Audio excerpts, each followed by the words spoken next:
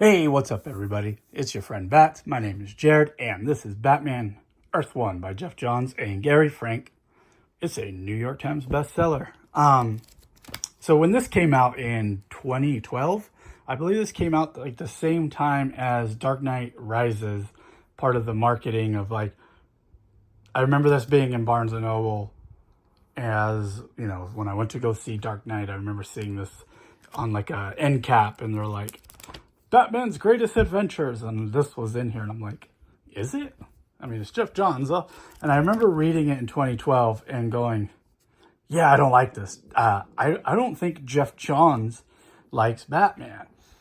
And that's because every time I felt like Batman was in any Geoff Johns story, he was getting treated like he was always the antagonist. And in Batman or Green Lantern Rebirth, Hal Jordan punches him super hard in the face and almost knocks him out. And he's like, okay, I deserve that, but I'm not going to let it happen again. And so he always kind of wrote Batman as a butthole. And so when I read this in 2012, I remember going, yeah, Geoff Johns doesn't like Batman. And coincidentally, my best friend, his name is Bruce. And so my friend Bruce bought me this book and was like,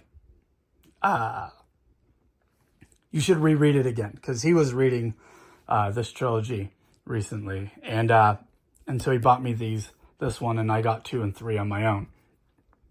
And so they've just been sitting on my shelf for however long they've been. And I had rewatched The Batman, and I was like, you know what? I want like more to sink my teeth in with this movie. And I was like, well, there's not a sequel, and Penguin hadn't came out yet. So I went and read this because I know they said that this was the Batman was influenced by this book. So I went and reread it, and I really liked it. I really appreciated the humility. Yeah, the humility of Batman in this, where he's just like, you had this great art by Gary Frank, and they're like, yeah, look at that. That's so sick. And then he misses and then just eats it. And it really makes him human, not seeing white slits. You really get that humanity out of Bruce this way.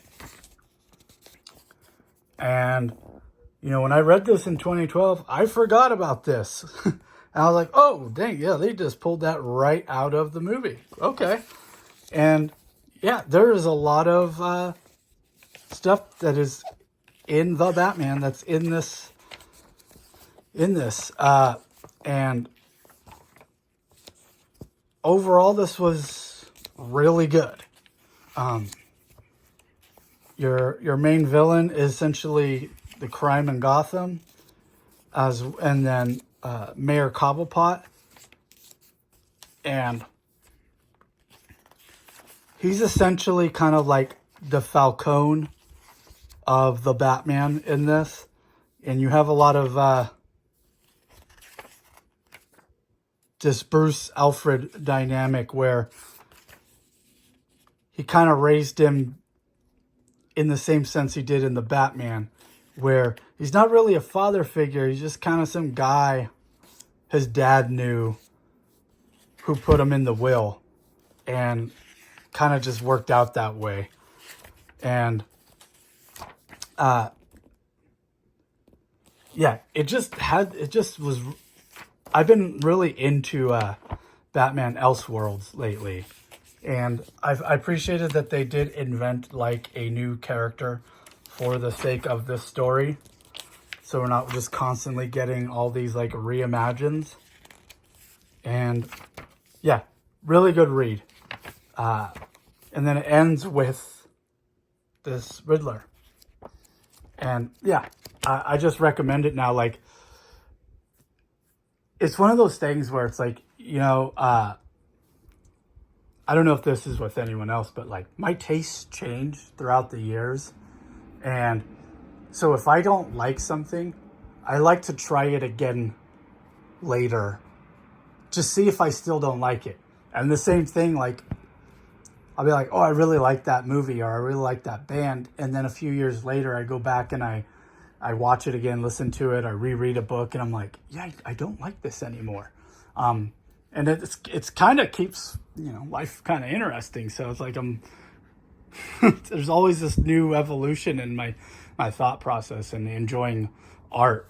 So this got to be one of them. So I didn't like it in 2012, but now I really, really like it. And I'll probably reread this again in a couple years. I'll probably reread the entire trilogy again. So yeah, do recommend this. Check it out if you get a chance. Thanks for watching. Peace.